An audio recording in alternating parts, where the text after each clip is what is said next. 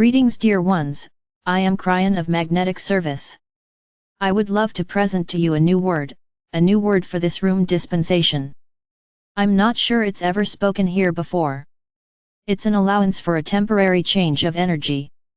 Let's have a temporary dispensation for you to relax into what you are hearing.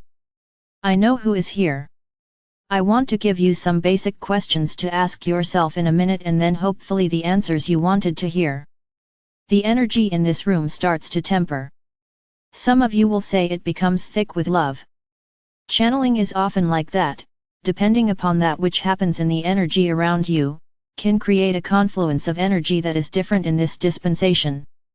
This is a rehearsal for what's coming later today, when some of you will walk out differently than you came. There is love here. Do you think there is a system here from the Creator of all things? It's intuitive, is it not, for the planet to look for God? What a thing! It's reported even in science that up to 80% of humanity believe in a creator of the universe. 80%. In statistics they call that a slam dunk. Why would that be? Is it possible that the divinity inside you is awakened enough, even in old energies on the planet, to acknowledge there's a creator? That's step one of the system. That was accomplished belief in God. Then God became many things to many people. But that's not why we're here. We're talking about system 2. Do you believe that God of creation has a consciousness, if you can even call it a consciousness? Is there an awareness of you? Does the Creator of the universe know your name? I want to tell you something. I want to give you system 3. I want to tell you something you really need to hear. Yes, but not just knows your name. It's with you 24/7. It's been with you when you're laughing and when you're weeping, and when all of the good things have happened and the challenging things have happened in all your life. That's the divinity partner that comes with system 3. System 3 is the acknowledgement of the love of a creator who cares and has something to say to you. The antenna is out for you to receive this awareness that which you call God, Spirit, whatever, is bigger than you think. God has an alliance with the smallest thing you could think: your heart, your DNA, your divinity. System 4, if you want to call it that, of the plan when you wake up to the knowledge and the awareness of what is inside you and cognize it. That's the key word. You can believe it but not cognize it. You can believe in gravity, but until you jump in the lake and get wet, you haven't cognized it. When you cognize that which is the love that is in your heart from a creator who cares about you, what's the next step? It's called mastery. You know what comes with mastery?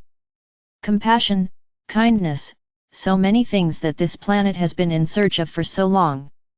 Plan 4 is that which is a compassion which sweeps this planet over a generation or so, and it does create that which is a consciousness that's so high that there will never be another war. And that is where this is going. You are in the right place at the right time to sit and be loved. And there is no authoritative God who's going to stand there and tell you what to do, how to do it, what's the next step. These are the things your divinity is going to have in an alliance with the consciousness of the Creator.